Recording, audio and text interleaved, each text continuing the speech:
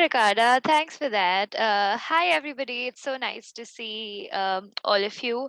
My name is Kuhu. I'm joining in from India today. And with me is Kate. She's joining in from Scotland. Um, I know it's been a long 3 days, and I'm sure it's the middle of the afternoon. We're all feeling a little bit tired. So, before we get started with the session, we wanted to make sure that we get to talk to each other a little bit and, get to know each other a little bit. So, before anything else, Ricarda, Alan, if you'd like to break us up into breakout rooms, what we're quickly going to do is we're going to be going into a room with one more person. And in this first room, we want you to answer the question, what color do you feel like today? I'm going to put this in the chat box as well, and this can be any color, but just to understand what you're feeling like and why you're feeling that way. um, so yeah, let us know what color you feel like, and Alan, Ricardo, if you'd like to open the breakout.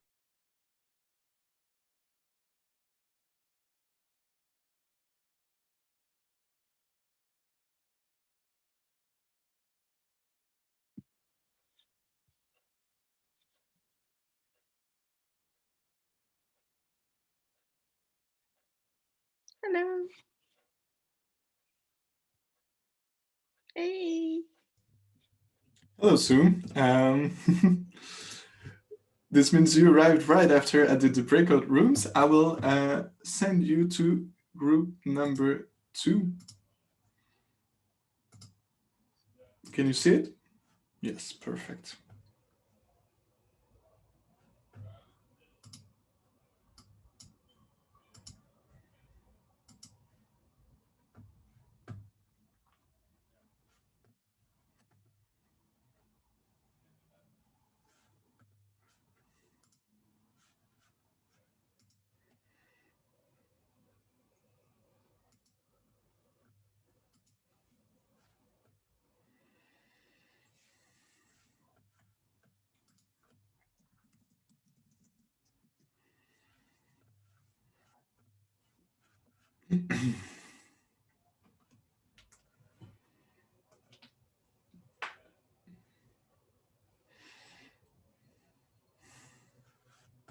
That is very sweet.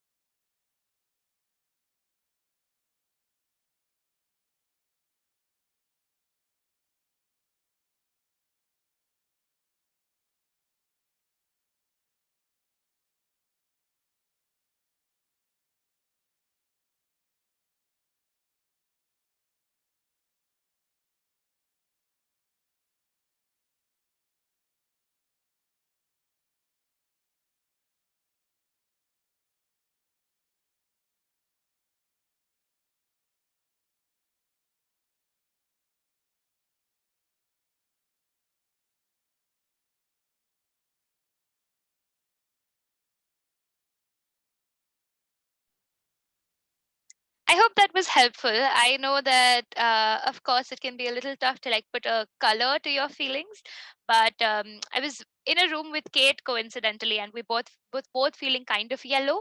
So yeah, I would love to also now know another aspect of what did you have for breakfast. Hopefully, you'll be in a breakout room with someone else, and you can decide like and talk about like what you had for breakfast today. I'm sorry if this makes anyone hungry. I know this is around lunchtime for a lot of people joining in. But yeah, we would love to know that. So if we could get fired into breakout rooms again.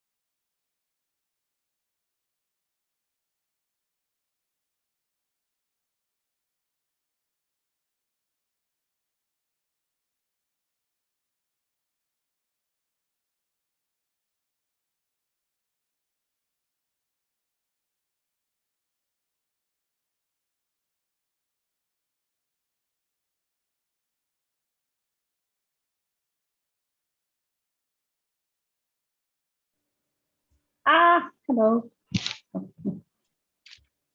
So thank you. Now I'm hungry. I just spoke about I spoke to Karen and Sonja, and we spoke about peanut butter and raspberry jam and just the most delicious things. But thank you so much for that, everyone. I hope we're feeling a little more warmed up for the session. Kate, if you'd like to take over. Sure. I know. Yeah, apparently some people are still eating their breakfast, which is pizza for breakfast. Quite jealous. So thanks, Kuhu, and yeah, really nice to be here actually. So we're going to just introduce ourselves and talk a little bit about what we're going to do in the session today, which will depend on kind of who's here, etc., etc. So we'll talk about that in a minute. But thanks very much for Bridge for putting on this conference. I've been lucky enough to come along to quite a few sessions this week, and it's been really interesting. So thanks a lot. So I'm Kate. I'm one of the education advisors at ScotDec. We're a global education centre based in Edinburgh. So I'm in Edinburgh right now. And we work with teachers and youth workers across Scotland. We work in partnership with 5 development education centres in Scotland. And we're also part of the Ideas Network, which is a Bridge partner. So it's fantastic to be here. My colleague Charlotte actually was, for those of you that were in the partnership session yesterday, she talked about our Bridge 47 partnership with the National Health Service. So just to put a bit in context in terms of who we work with. Kuhu, do you want to just say a little bit about yourself? Sure. Thanks, Kate. So my name is Kuhu. I am from One Future Collective, and we are an organization based in India with a mission to nurture radical kindness in people, communities, and organizations. We do a lot of work around feminist and leadership youth engagement. We do mental health work and a bunch of different things. For us, it's our very first time being at a Bridge 47 event, and I remember when we applied for it, we were all very excited to get selected and to be able to do this. And to work with Kate for the past few weeks has been so fun. So I'm really happy to continue this partnership and work more with Bridge 47 as well. Thanks, Kuhu. Yeah, so we're going to talk about why we're working together actually, because we haven't worked together before, so we will talk about that in a minute. Could we start the presentation, please, Alan or Ricardo? Thanks. We're going to have a little bit of an activity actually. We wanted to see who was in the room. So what we wanted to ask was if you know how to use the annotate on your screen. We have a map hopefully coming up, and we just wanted you to put a dot on the map about where you are right now. And if you don't know how to annotate, if you can write in the chat box, hopefully one of the Bridge team can add your dot to the map, bit of a geography test. So yeah, so if you go to the next slide, that'd be great, thanks. Okay, so if you can find where you are, Kuhu and I'll do it as well. And if you can go to annotate, which usually I don't know if any of the Bridge team want to step in and talk about where the annotate button is from a technical point of view, but if not, you can just type in the chat box where you are if you can't find it. So it's where you are right now is the question. So usually if you click on show options, at least that's how it's called for me, there you can see the possibility to annotate. Should be at the top of your screen. I think for some of them it's at the bottom of your screen, but I can see people are starting already. So we have a West of Ireland. I'm just shouting out for the Bridge team if you can find the West of Ireland. Oh, we have Slovenia as well. It's like this is a very Eurocentric comment. The Eurovision Song Contest is in my mind. Yeah, don't worry, that's fine if you can't find the annotates at the top. I was trying to work out the scribbles. We've got some in there. Kuhu and I were practicing with this and she kept ending up in the middle of the Indian Ocean somewhere.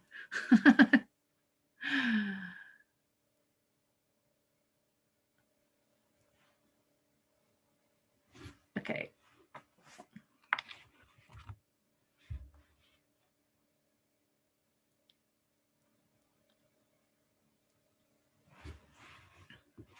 Okay, so for those of you I'm sure are well aware, this is a Peters projection map, which presents countries in their true proportion, so often used in schools and with aid agencies and the UN.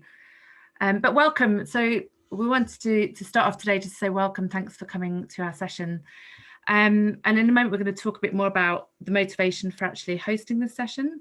But just to let you know what we're going to do. So the first half is actually a kind of mix of presentations from Kuhu and myself.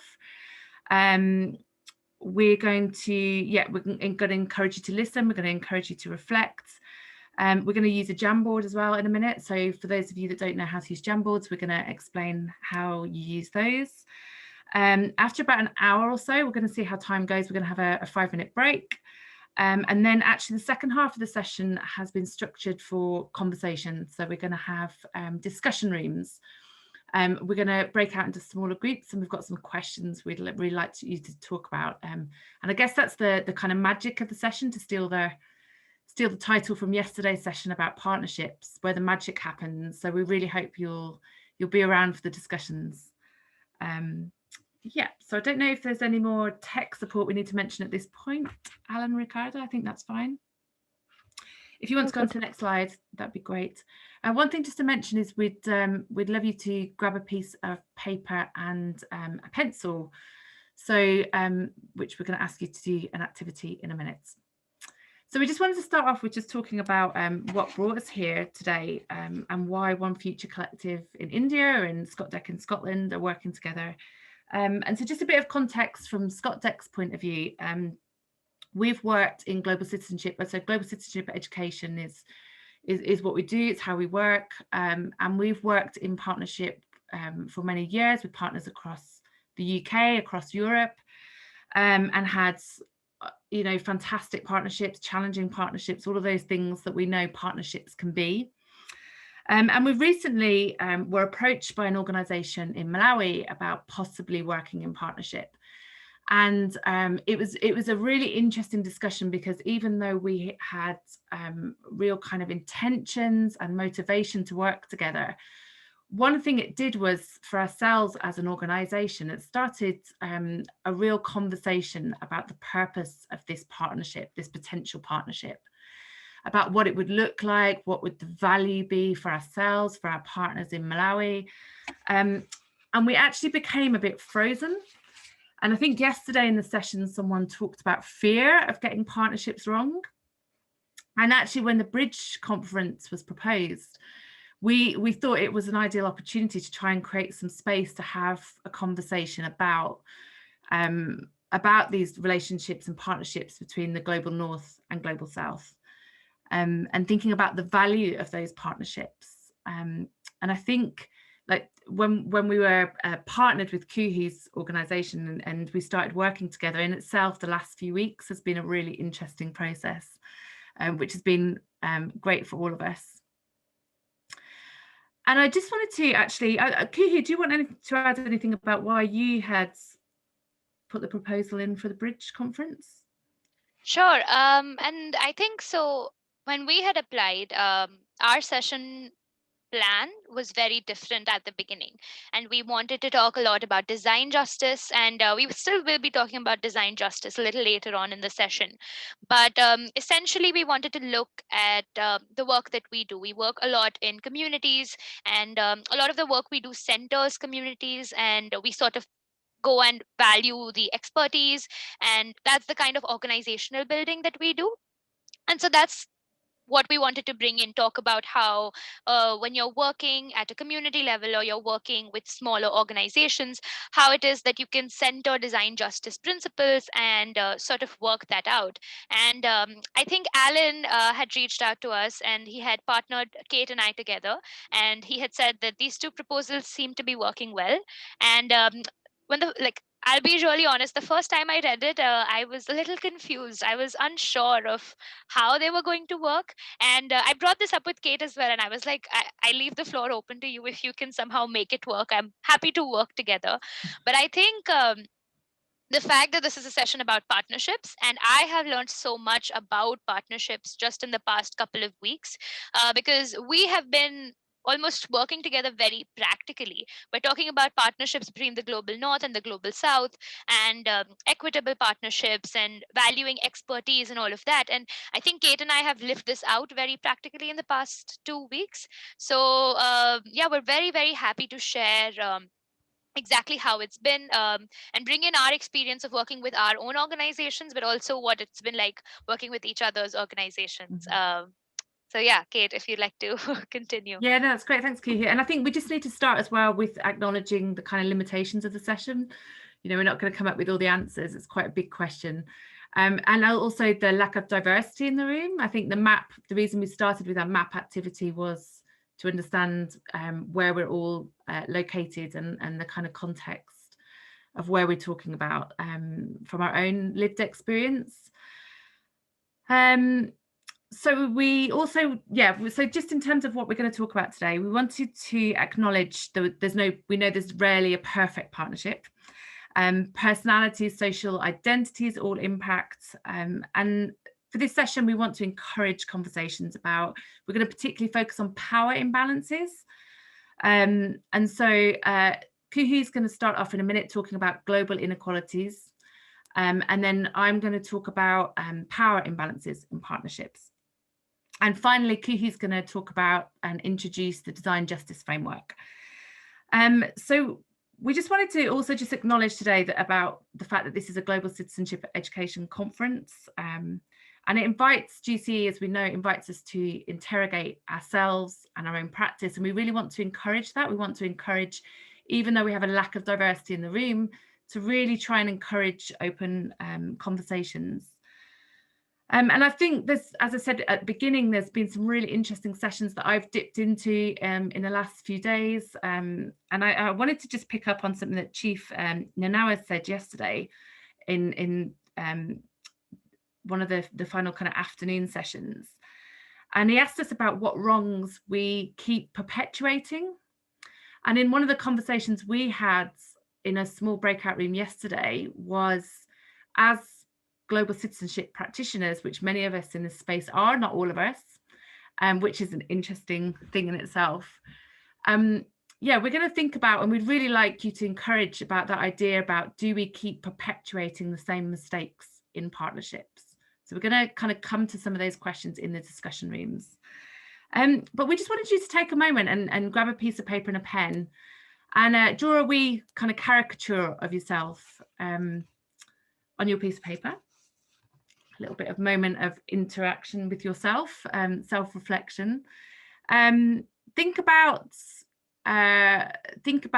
your own sort of social identity or locality. You can add in whatever you want to into your picture. No one else is going to see it. You can share it on Twitter if you want to.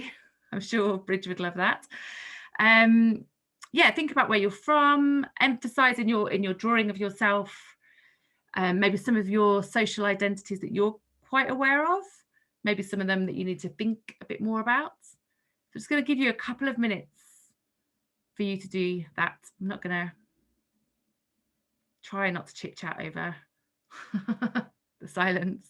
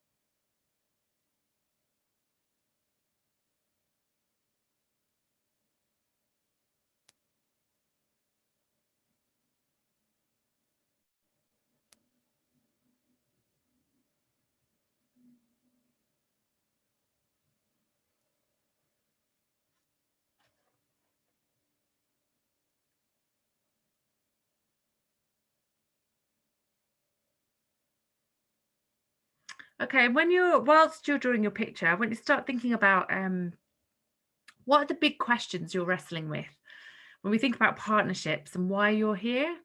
What if you have a question, or a few questions or things that are in your head thinking about what we're going to talk about today.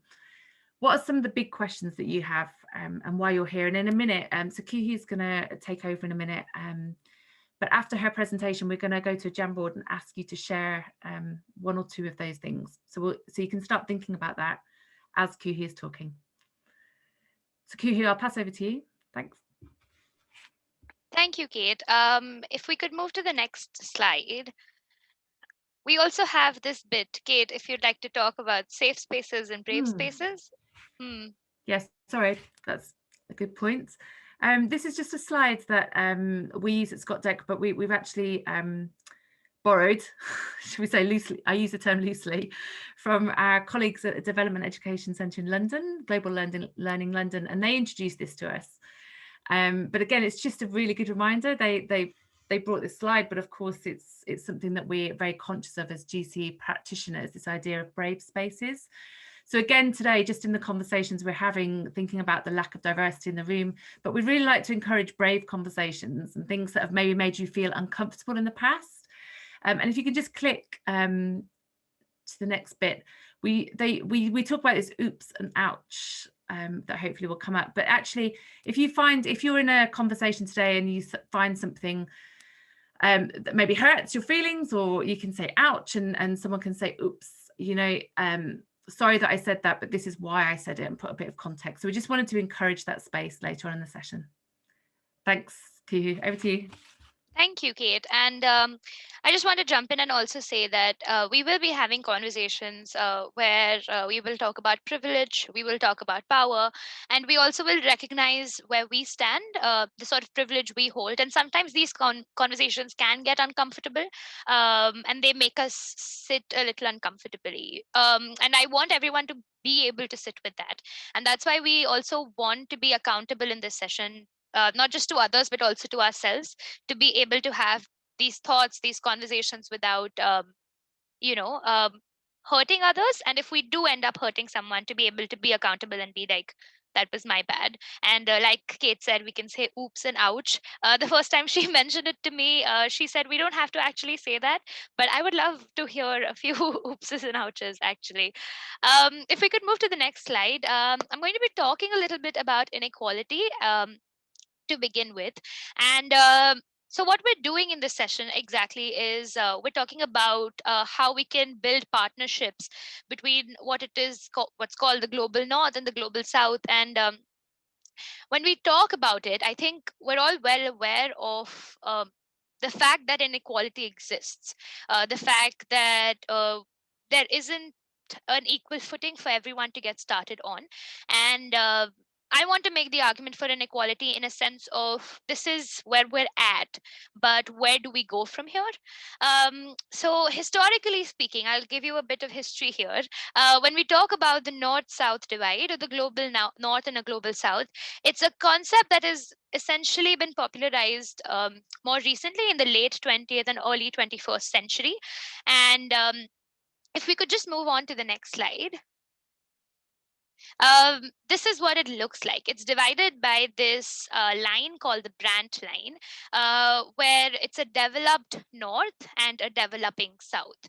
And that is where the question of development comes in. This is where we sort of talk about what is the global north and the global south.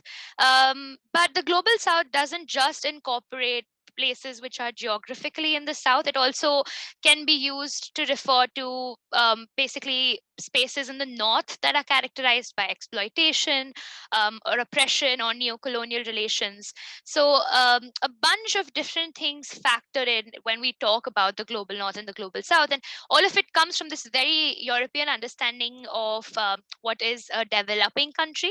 And historically, when we talk about development, it refers to basically like this process of change and how that affects people's lives, how we increase our standard of living, how we generate wealth, and all of that. And when we talk about a very specific understanding of the globe, development does not look the same for everyone. And if we could just move on to the next slide.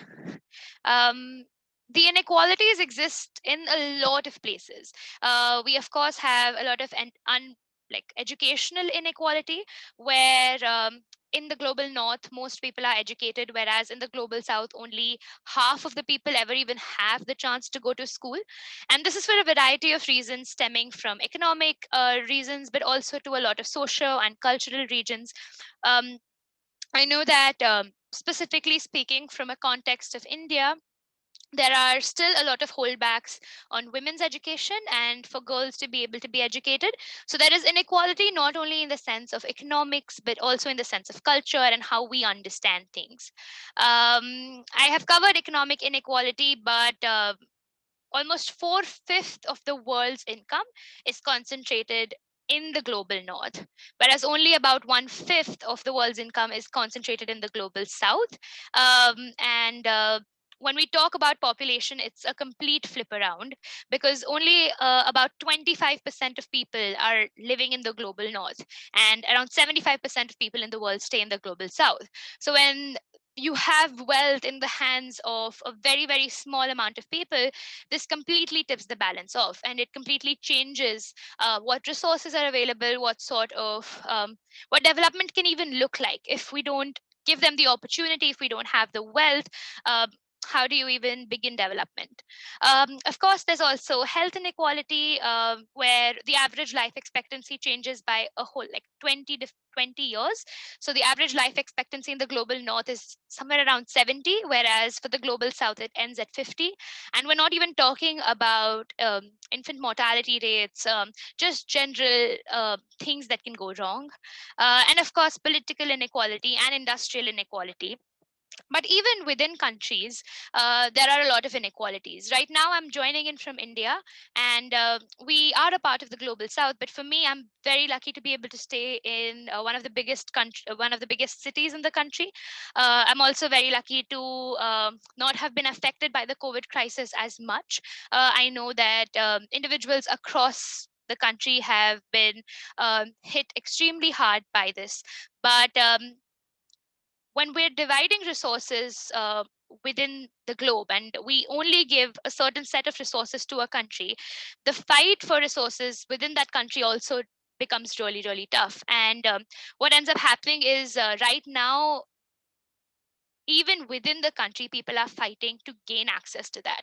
So this inequality is not only affecting us at a global level, but also at a very national level and at a very community level as well. Even if I'm staying in a city where I am able to get access, this is a very specific part of the city which is able to get access. So we keep funneling down, and the inequalities continue to widen essentially. Um, but I also have a really important question of, if we even should be saying the global south. If we could move on to the next slide. Historically, the global south is basically identified as these states which were under colonial society, and it has become this understanding of now developed countries versus developing countries. But when we talk about theories of why we say global south, something that really pops up and something that made me think a lot was how we we don't talk about these countries as being developing or poor because they lag behind in scientific transformations, or they sort of like lacked the enlightenment value of European states or of states that are in the global north. A lot of the times, when we talk about the global south, there's a history of colonialization, there is a history of economic exploitation, and a lot of these countries are extremely poor, not because of anything else, but because they were sort of coerced into an economic system where they were considered as only producers of raw materials, or serve as repositories basically to cheap labor. And even today, this idea of third world, of global south, is completely inseparable from the emergence of global capitalism. And of course, you cannot deny that there is a link to geographic position and human development.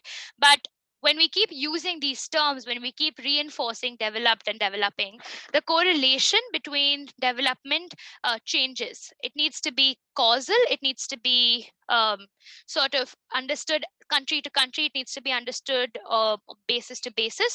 But as soon as we put these countries into a box, it becomes deterministic. It becomes almost direct cause and effect relationship as opposed to seeing why that it exists. If you could move to the next slide, we talk a little bit about what development even is. And Kate was the one who introduced me to this quote, and I thought that it was really interesting because it says develop. It says developing countries is the name that experts use to designate countries trampled by someone else's development.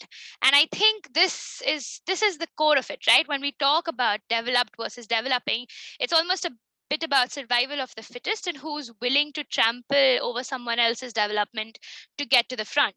So these set of relationships still exists, and they are very unequal relationships, but it's almost relationships between these booming metropolitan centers and these peripheral regions that have been forced to depend on these countries for the simple fact that they were colonized, or they have had economic exploitation. And I think Alan shares that the books are great. I haven't had the chance to read, and I'm so glad that Kate was able to introduce me to this quote, because I really resonated with this the first time I saw it. But moving to the next bit, when we talk about what this has looked like in the past, I spoke a lot about the history of it, but to set you into context of what this looks like now, I feel like sometimes because of how much we have been able to be globalized and how much we're able to talk to each other, we have sort of also failed to realize that this inequality still exists. And I'm also guilty of this. So many times I will have conversations where I sort of don't really understand the actual extent of this divide. But if you look at like the example of the COVID crisis right now, and I'm going to talk a little bit about vaccine justice here. A lot of countries in the thick of the pandemic had implemented strategies which enabled them to go into full lockdown, restrict travel in and out of their countries. And these are developed countries, like I remember China, the US was able to do this. A lot of European countries were able to do this. And at the end, a lot of countries across the globe had to do this.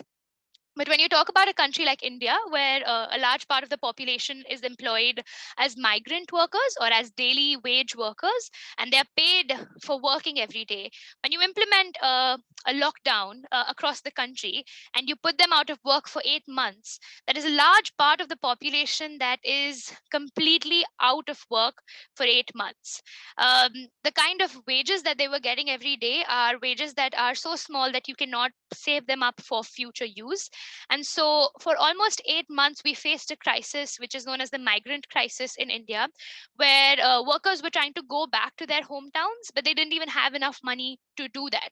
Traveling back from Mumbai, which is the city where I'm in, to their hometown, if you don't have the money to sort of do that as well, because you're completely out of a job, you're completely in a global lockdown, um, it's a problem. And of course, we understand that it's a pandemic, and the health of people is very important. But when the government is unable to make resources to understand how it is that these people can be supported, it becomes a problem, right? And I know that a lot of people expected things like this to happen in a lot of developing countries, but that's not the case. This is where the conversation around this relationship becoming causal versus deterministic comes into place, because Africa was able to handle this entire situation supremely well. Their mortality rate was behind North America's and behind Europe's as well. And this is because they had great community action. Their health system was working really well, especially in smaller communities. They were able to get a lot of public support for their government. They also have a majority youth population, which was able to sort of band together and like drive these movements forward. And this is where these inequalities sort of stopped for a bit, because they had frameworks in place to battle such epidemics and to take like decisions swiftly and decisively and all of that. But right now, when we're talking about global inequalities, even though Africa had handled the pandemic really well, at the moment they are unable to secure vaccines because wealthy countries have focused almost exclusively on securing vaccines for their own populations.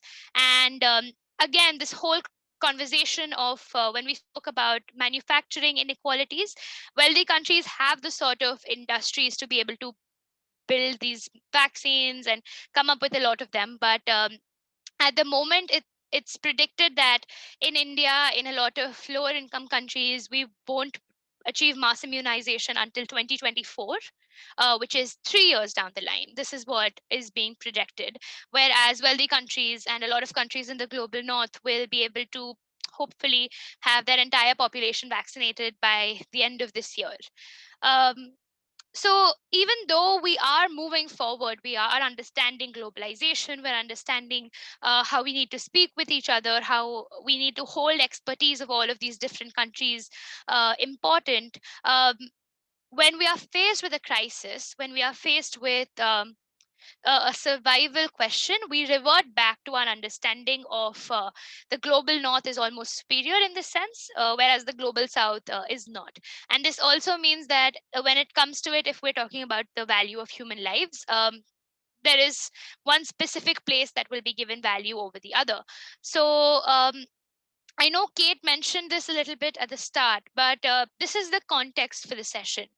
We've understood that there are a lot of inequalities. We've understood that there is inequalities persisting even now.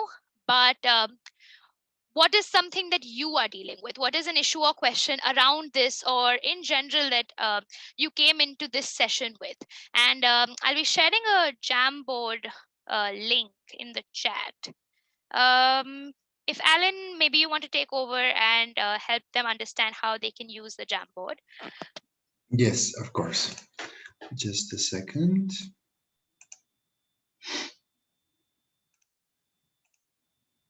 All right, here it is. So on the left side, you can select a sticky note and you can choose the color if you want. And you just type in whatever you feel like and you click save. And there's the sticky note. So it's quite straightforward. And then you can move it around and you can group them, and if it's similar to some other and so on. So quite straightforward. But if anyone has any difficulties, just let us know and we can help.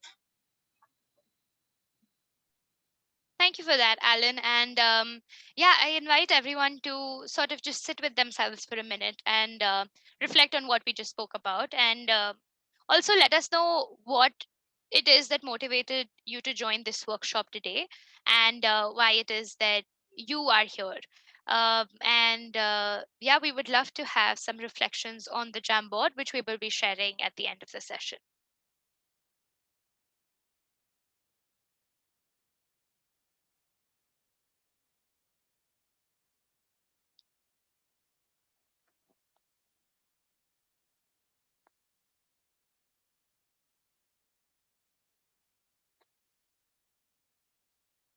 I'm just going to give everyone a minute or two to be able to access the Jamboard. Let us know if you're facing any tech difficulties with that, and to paste your issue or question. And Kate, if you'd like to sort of take over from here.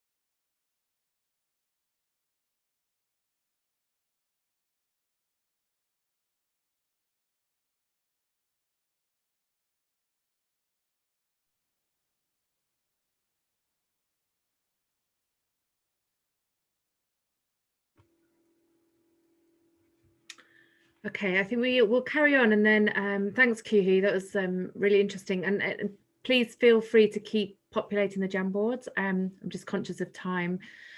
If you could put the presentation back on, that'd be great. Thanks. Alan, and skip through a few slides. There's a partnership diagram. Yes, perfect. Okay. I was so busy listening, I've lost my mind of where we are, but it's fine. I'm just gonna pull it back, don't worry. So what we just wanted to do before we go into conversations about partnerships is just, I guess, just introduce and acknowledge that we understand the benefits of working on partnerships. So this this diagram we've got here on the screen is actually from Idea Ireland, from their toolkits. I think we can share the link in the chat box. I think Charlotte's got the link, which is a fantastic resource for everyone kind of going through this process of really interrogating partnership working. But just to acknowledge there are different types of partnerships, which is really important, that those kind of organic partnerships that just naturally happen, those strategic partnerships where we go looking for a partner, creative, transactional, local, global. So there are all these different kinds of partnership, but just to, and it was talked a lot about yesterday in yesterday's workshop about the benefits of working in partnership and the complexities that the Sustainable Development Goals work towards, for example, and thinking about why, and that we are all motivated to work in partnership and it's best practice. But some of you have mentioned it on the Jamboard as well, and I know that I talked about it at the beginning, that fear of getting it wrong. If you can go through to the next slide, that would be great. So there's so much we can talk about partnerships, but for this session, we wanted to really focus on power and to think about the need to talk about power in partnerships. And it's perfectly normal for different partners to hold different levels of power at different times in a partnership, and we all will have experienced that. Funding, for example, some of these are very obvious within partnerships, where one partner holds the purse strings, one partner might have a greater reach, more capacity, better known in terms of influence and status in the sector. But some of those imbalances will be less obvious. So individuals hold more knowledge, may hold more knowledge and expertise, and also cultural power. So language and knowledge of local laws and mechanisms and policies. So all these things that we can see and some that aren't so obvious and maybe more invisible. If you go through to the next slide, that'd be great. Thanks. Okay. So when we think about these imbalances, one of the things that we can do as partnerships, and many of us will have experienced these conversations, is to think about how each of these power categories impacts on your partnership. So one of the things to right from the offset when we're thinking about establishing our partnerships and working together, and there's so much work done around this. And if you go through to the next slide, Alan, please. So this is from this recognition of these power imbalances. There are often, and there are so many good kind of codes of best practice and conduct. We have just used this one from the Scotland-Malawi partnership. It's one that we used a lot in Scotland, which sets out very clear principles about how you can work towards an equitable partnership. And the way that they use these principles and these framework and encourage, for example, in the context of school partnerships, is about encouraging dialogue and that kind of open, critical conversation. If you want to click view a couple of times, Alan, there's some questions, there's 4 questions that come up, but this is just to give you an idea of the kind of questions that they encourage partnerships to use. So who benefits from this partnership? What does each side contribute? Who owns and ownership about the power of partnerships? And about building capacity on both sides, which is a really interesting question. If any of you have got partnership principles yourselves that you know about, please share them in the chat box. It's always really interesting. This is obviously from a very kind of Scottish context. But how, and I guess it's acknowledging that and encouraging that communication between partners, which is really important when establishing and understanding that imbalance. If you want to go through to the next slides, please, Alan. And I think it's really important to say that these power imbalances aren't necessarily always an issue if they're identified and acknowledged and conversations are open and clear. But I guess one thing that we really wanted to talk about today was about how much maybe we don't recognize power imbalances, and how maybe we don't understand our own, as Kuhu's already talked about, our privilege. And I guess just using this iceberg analogy is to think about those things we may be very actively thinking about, what we're conscious about, what we can see on top of the sea, that on top of the iceberg, but actually what's happening underneath. So for example, is there a partner that may feel more junior, or to use a term lightly, but thinking about hierarchies and imbalance, that feels that they can't speak out, and we haven't created that space for those conversations. So thinking about that safe and brave space. And if you go through to the next slide, Alan, please. And I just wanted to, if you click through, again, when we're thinking about that power imbalance, again, just it's so important for us as practitioners and as global citizenship practitioners, which I can talk about from our perspective in ScotDec. We hold these values, and we talk about value-led organisations, and one thing that is a really important question is, again, going back to that presentation yesterday about how much we perpetuate wrongs, is actually, are we really challenging ourselves to really think about power and power imbalance, and thinking about our own bias, about the locality of where we're from, where we're based, our sort of social identities, all those things that you may have thought about when you were drawing your picture earlier on. And I guess just this whole kind of idea of an iceberg about the conscious and unconscious ideas. And if you can click through, Alan, and again, this is something that you may have a lot of understanding about, but we thought it was really important just to highlight before we go into the conversations about unconscious and implicit bias, and the attitudes or stereotypes that affect our understanding and actions and decisions in an unconscious manner.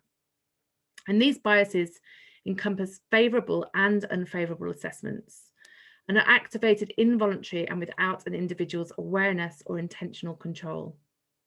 So if we think about that for a moment and think about it in the context of partnerships, what is it we are aware of that we are doing, and what is it that we have not been able to recognise, or that we maybe choose not to recognise? And if you just click through, Alan, this idea of mind bugs, and we'll share, obviously the presentation will be shared so you can have some of these links, but mind bugs and the habits of thought that lead to errors in how we perceive, remember, reason and make decisions.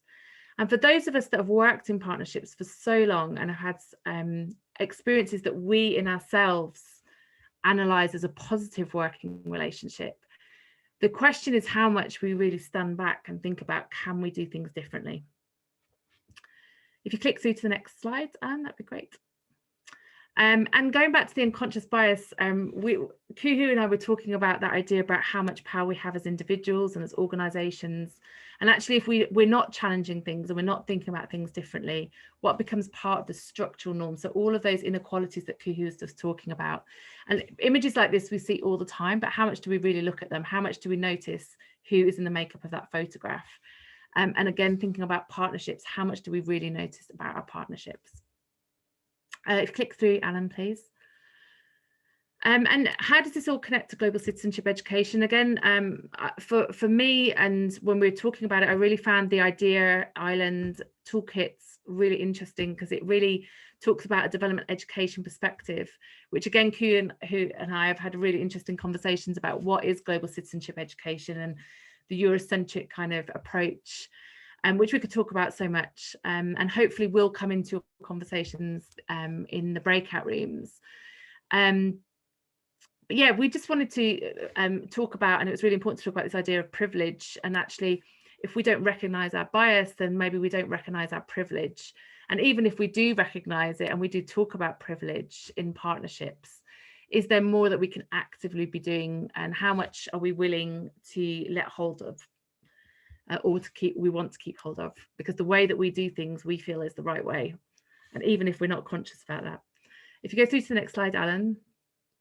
So just to finish up, and just thought this was a really important point about the purpose of why we're working. But stepping out of our comfort zones, and I guess in terms of global citizenship education, that is what we encourage all the time. That idea of brave space and stepping out of our comfort zones. And actually the question is, how can we do that with partnerships? How can we push ourselves? And meaningful cooperation, when we think about sustainable development goals, has never been more important. But actually, just going back to that map that we used at the beginning, the Peters projection map, and that just that acknowledgement that how we see the world is through our own lens, and actually how do we allow ourselves a space to see it through other people's lenses, and questions that we battle with and we talk about all the time, but actually what impact that has on partnerships and how how we can do partnerships differently, more creatively. So Kuhu, I think we're going to have, if you go forward, yes, Alan, that's fine. And this was, and again, I have taken this from my dear resource. It's just about enhancing practice and global citizenship education and the benefits of global citizenship education. If you could go through, Alan, to the next slide, that'd be great.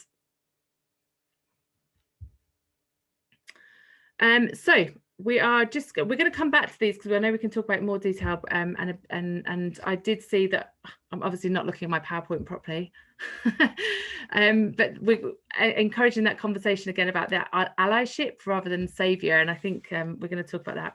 But we did want to take a few minutes break, literally a few minutes. We put a picture of the sky. Go and have a look outside. Oh, I can see some new people joining. Hi, Henry from Nigeria. That's brilliant. Perfectly timed for conversations.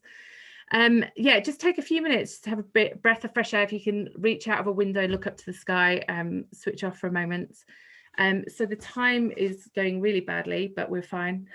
The joys of presenting online. So if you can just take 5 minutes, if that's okay. If you can't find any sky, you can stare at this picture and grab a cup of tea or glass of water or whatever it is that you need to take. So we'll just take 5 minutes and we'll come back together at 2 o'clock set.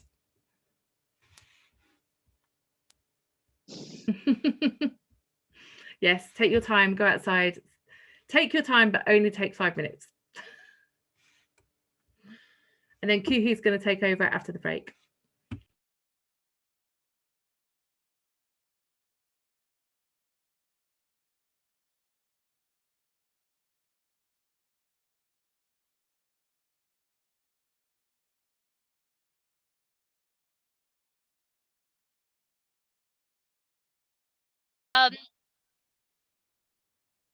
Okay, so when we talk about design justice, quickly, just to have like an understanding of what it is, it basically is a process which rethinks design, and it centers people who are normally marginalized by design and uses collaborative, creative practices to address the deepest challenges our communities face. And I think an important aspect of this is recognizing first and foremost that the way spaces are designed, that the way a lot of things that we access are designed, they're always designed keeping in mind what is usually conventional or what is considered to be a very privileged position. And when we talk about design justice, it's an approach that in all essence doesn't just challenge but also actively works against reproducing structural inequalities in design. And if we could just move on to the next slide. An example that I would really quickly like to give here about design justice. We spoke about centering communities and seeing how we can lead design by marginalized communities. Um, Something that comes to mind is basically this case study almost, where we spoke about how there were small communities that were basically in Africa, and these are very small fishing communities. And as an intervention, what was done was they were facing a lot of problems with malaria, and they were given these sort of insect nets that they could use to sort of combat this disease. But when you're unable to understand what is the community that you're serving or what is the community that you are working with, you provide them with insect nets. But if their main job is fishing, a lot of them ended up using these nets for fishing purposes. And these nets were sharper than the normal fishing nets. These nets were also designed in a way that they were laced with sort of insect repellent. And when you put this into the ecosystem and you put this and you use this to fish, it doesn't just harm like the fish and the life, like all of the ecosystem around them, but it also started affecting the people who were consuming this. And it was a very noble thing that was considered, that this organization is basically donating these insect nets to this small community, and they're really trying to help them combat this fight that they're having. But when you're not talking to the community that you're designing for, or you're not talking to the people that you're sort of working with, you will not come to an understanding of what it is that they want and what it is that you're trying to bring in. And it's very, very important to have these conversations. If only in this community they could have had that conversation, been like, this is what it's for, and also provide them something for continuing their livelihood, which was primarily fishing. You see how things begin to change. And that's where we start talking about the principles of design justice. If we could just move to the next slide. um, the principles of design justice are very simple. We talk about sustaining, healing, and empowering our communities, and seeking liberation from exploitative systems, and basically centering the voices of those who are directly impacted. To just call back to an example, the same example that I just shared, if the community was consulted, if the community was spoken to, things would have been a lot different. Change becomes accountable, accessible, and it's a collaborative process rather than the end of something. It's a continuous process rather than the means to an end. And everyone is an expert based on their own lived experience, and we all have brilliant and unique contributions to bring to a design process. And I know we're speaking very strictly in terms of design and we're talking about all of this, but when you apply these same principles to partnerships, you can immediately change the language around this, right? When you say that everyone is an expert based on their own lived experience in a partnership, we value the expertise that people bring in. We listen to their experiences, we listen to what they have to say. And if you could move to the next slide. I also want to look at these very specific to partnerships. We work towards sustainable, community led, and controlled outcomes where we center those who are directly impacted. You work towards non exploitative solutions, and we also look for what is already working at a community level. Um, you don't always have to bring in change in a partnership if things are working, if your levels of expertise are matching, if conversations are happening. You don't have to always change everything to fit an ideal understanding of what a partnership to be. Um, you have to honor and uplift traditional, indigenous, and local knowledge and practices. And I think that is where it becomes really important to sort of recognize that these communities bring in a lot of their own knowledge as well. If we could move to the next slide. Um, so we're talking about international intervention as a failing concept, and I have a really, really quick case study that I would like to share with everyone. I also see that Henry has asked a question in the chat if the Bridge 47 team would like to reply to that. But this is a case study, and feel free to read this at your own leisure because I know we're running short on time. But something that someone mentioned on the Jamboard that really stood out to me was talking about having easier access to jobs. And our case study reflects this very similarly because the case study basically talks about a grassroots level organization that is going to work in an underdeveloped sector and is working with a lot of women, and they're basically trying to uplift this society, this area of the community. But the job is being done by someone who has a degree in social work, and they are from a premier college in the city. They are being paid a ton to do this job. And the same women who are living in the community, who are able to access these resources, who understand the community, when they ask for a job, um, the employer doesn't even think that this is something that I could offer them, or this is a skill that could be honed if I just gave them the chance. So I think this is a really interesting case study, and I would invite all of you to read it. I know we're running short on time, so I will not be discussing this in detail. But if we could just move to the next slide. Um, this is the real question, right? Are all voices always heard equally? And I already spoiled it because they're not. But here is where we like begin the change. Here is where we start to talk about how do we build equitable partnerships where we do listen to all these voices equally, and where we hold space for the sort of expertise the global south brings in, but also understanding that there will be inequalities, there will be a power and like a privilege disbalance. So how do we begin with that? And I think this bit is it for the theory. We've rushed through it because we also really, really want you to have conversations with each other about what this means. So we will quickly be now jumping into conversation rooms. Um, so, Kate, if you'd also like to talk a little bit about what we're going to do now. Yeah, sure. Thanks, Kuhu. So this is just a reminder of what we introduced at the start, just about this idea of this. And I've just been looking at the Jamboard, actually. There's some really interesting questions on there. So please take those into the conversations in the breakout rooms. But yeah, just to think about when you're in your groups, I think we're going to put you in groups of 4 or 5. If you can have one person, we're going to put, if you could put the link in the chat box now, actually, for the Jamboard. So it's the same Jamboard you used earlier. So if you've got it open, that's fine.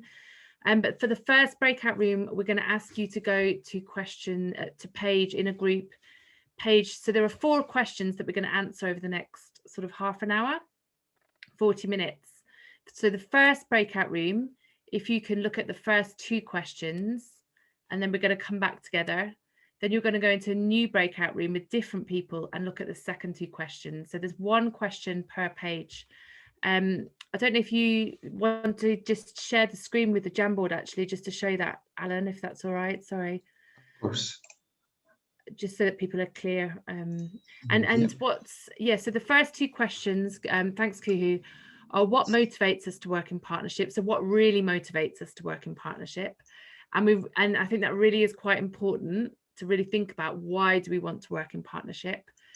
And the second question is, what do we really value in partnerships? So those are the 2 questions. If you just answer 1 question as a group, that's absolutely fine. Don't feel you have to rush on. But again, if you can use, if one person from your group can capture some of your conversation on the Jamboard, that'd be great. So at the start, if you can just ask for one person to be the Jamboard populator. I don't know if that's a term. Okay, I think that's it. Is it, Kuhu? Anything else that I need to add? Yeah. Okay, no, so I think we're good. Yeah. So I think 20 minutes. Do we have time? I think we can do 15. I also want to be able to talk as a larger group Sure, about 15 minutes. Yeah. Okay, so that's okay. 15 minutes in the first group. Thanks. Enjoy your conversations. I'm opening the rooms in 3, 2, 1. There it is. 20 minutes, you said? Sorry. 15. 15. Yeah. 15. All right. It's ready. Enjoy the conversations.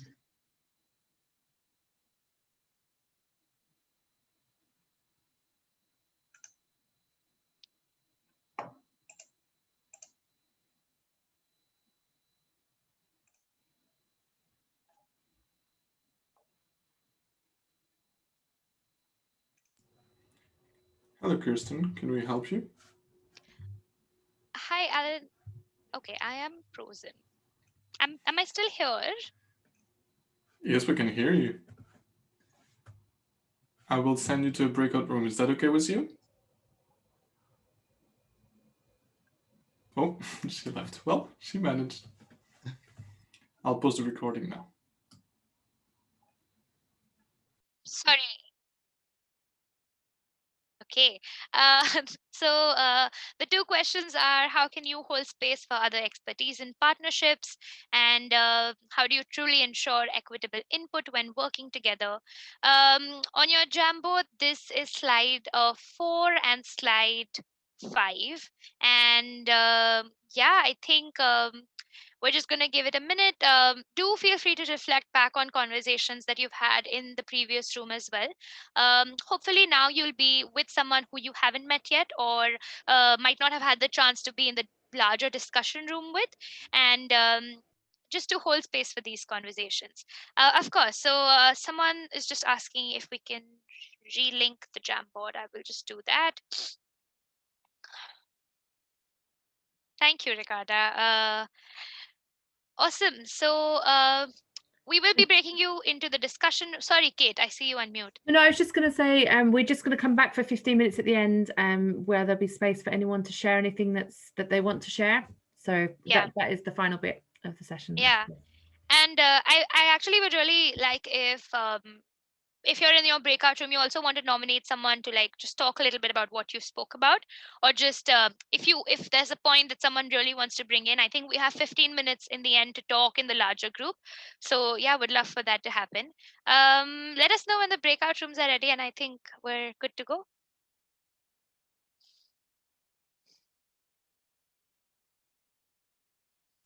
Yes, all right.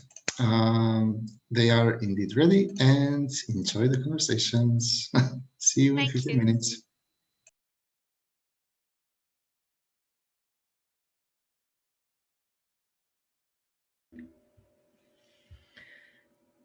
Hi, so Alan, we're just going to leave the presentation off, actually, if that's okay, and we're just going to have a sort of gallery conversation, if that's a term.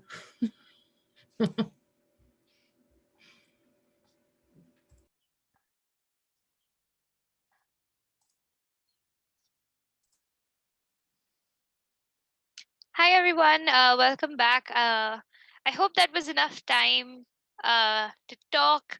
I know some of the questions were a little bit more thought-provoking than the others. I know we were thinking a lot about what these questions are in the context of our work as well.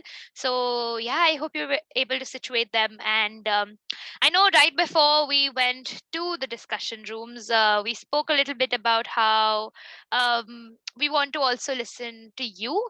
So I think for the next 10 minutes, we're just going to dedicate some time for you to be able to look back at the picture you drew at the very start of the session, and think back to the challenges you had like documented, and the very first Jamboard question we had asked on what are some issues that you're thinking about, or what is a question that you are dealing with, just to think back to that. And I know that we've had a few conversations since then. So if anyone would like to share a little bit over here. I think Kate has also mentioned in the chat that we'd love to see a few faces. I see a lot more cameras are already on, so thank you for that. But yeah, would love to see and hear you as well.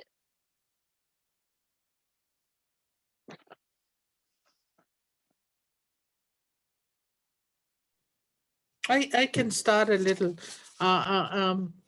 In our group, we discussed a lot how complicated and nearly impossible it is to create that equal partnership, because it is based on so many things, and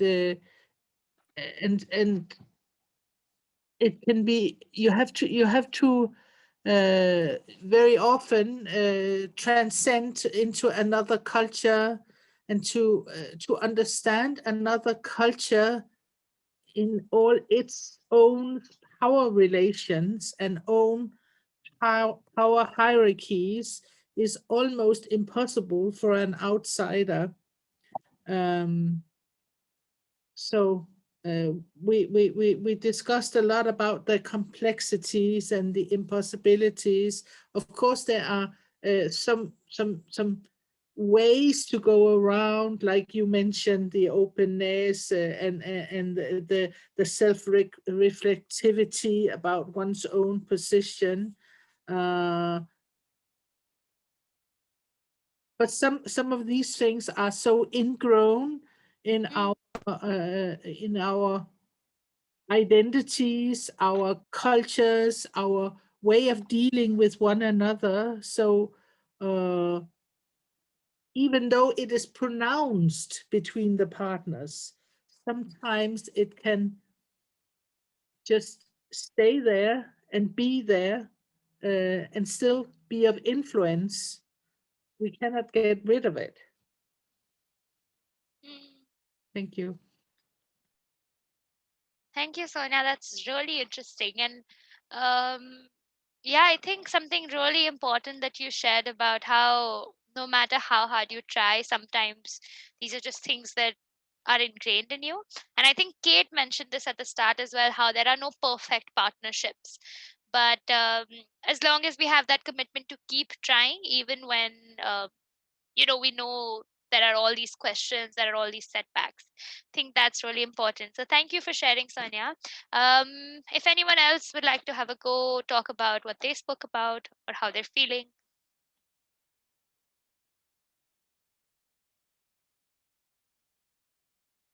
Maybe I can go. I just wanted to bring the perspective of the organizations working on different projects, let's say, and how we create partnerships for that. And sometimes we get stuck too much on the deliverables of a certain process, like a project that has a timeline and resources that are specifically there, and also indicators and targets that need to be met. And I think a lot of organizations tend to think of partnerships within that framework and not necessarily more broadly. And what happened in this workshop, I started thinking, well, in the Jamboard about what do we really value about partnerships, all these things, creativity and care and honesty and learning, all happens in a great span of time. You need time to cultivate these beautiful values, these beautiful things that we want to have. And if you think about it in the context of projects, then you really lose that ability to continue creating partnerships that are deep and important and meaningful. And so I think when we discuss partnerships, we should be talking about finding the spaces where you can connect with organizations, people, institutions for a broader target, for a broader goal that doesn't link to a project or a task within a project or an activity within a project. So I think we have to keep reminding ourselves of that, especially people working in civil society that kind of tend to are very connected to projects because of the need to be funded and have resources. So that's what I'm thinking right now.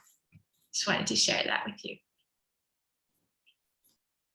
Thank you, Natalia. That was so important. I see that you got a lot of reactions as well.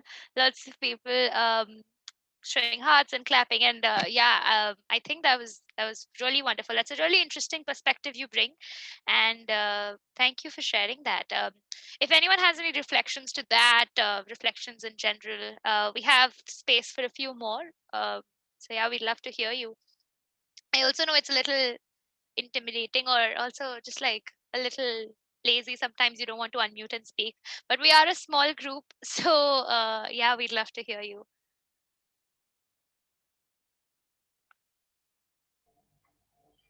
I guess I could just build off of Natalia, the conversation we were having about the importance of like trying the best we can to acknowledge that we have different agendas. So we need to kind of come together around a few things in order to like make this partnership function like pragmatically, and agreeing on that and understanding, and Sonia was saying being overt about the money and the resources, and then also recognize like we're not, even within the same organization, we might have quite divergent desires and agendas for the partnership. And then there's also going to be outcomes that we can't perceive yet. And so it could be just one kind of orientation that's not going to solve all the problems, but at least begins to unpack some of those things that can be left visible and invisible often.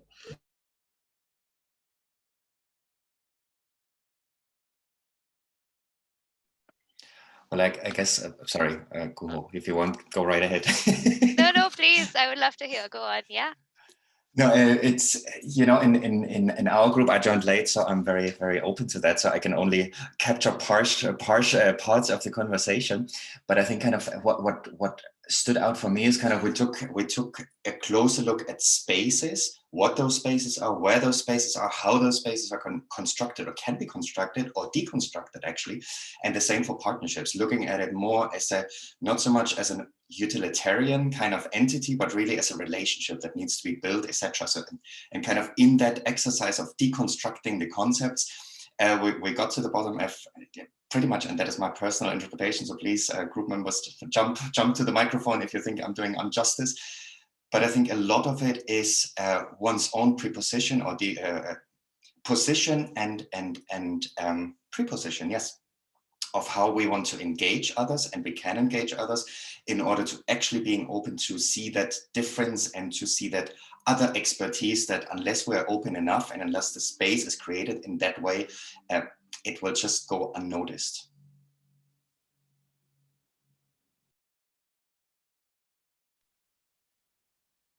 Thank you for sharing that, Lars. That's so important, and I'm glad, even if you were able to join a little bit late, for you to be able to show us that. That was brilliant. Thanks. I'm seeing a lot of people sharing in the chat box as well. Please do look at the chat. I think there's really important reflections being shared there. I really like the conversation around remembering that people are at the heart of partnerships. I think when we were talking about partnerships, something that one of my colleagues also mentioned was it at the end of the day, it is a relationship. It is a type of relationship that you build with someone, right? And so to value that relationship and to value the other person in that relationship, of course, there are projects and deadlines and funding and all of these big organizational things. But at the end of the day, there is someone at the end of that partnership. And so to hold space for them is very important. Kuhu, I don't know if Kirsten, did you have your hand up? Sorry, I saw a hand pop up. Did you want to add anything? No. Okay. Yeah. For once, I'm actually not going to ramble on. Yeah. Okay, so maybe we will finish here, I think, if unless anyone else wants to, because we promised Alan and Ricardo that we were going to finish really early to give them a break. I'm laughing at the fact that we were like, oh yeah, we'll definitely finish early, we can have some time out. But yeah, no, it's really been really great. Thanks so much for all of you for coming to the session, and for Alan and Ricardo for doing all the tech and yeah, supporting us. So that was great. And Kuhu, it's been great to co-facilitate with you. Thanks ever so much. And we'll share all the Jamboards. And I think what we wanted to do was encourage you to use the presentation and Jamboards if you find it useful for any conversations you're having within your own organizations or within partners. So to revisit that question about why you came to the session as well. Absolutely. And I know we weren't able to look at each individual question, but feel free to go back, look at the Jamboard, have a think as well. And yeah, thank you so much to the Bridge 47 team for organizing this and being so good with tech support and just supporting us throughout. And Kate, of course, it was lovely to facilitate with you. But also thank you to everyone who shared, who went to the discussion rooms, who had these conversations. It requires a lot of work, and yeah, I'm so glad that we were able to do that. Thank you so much.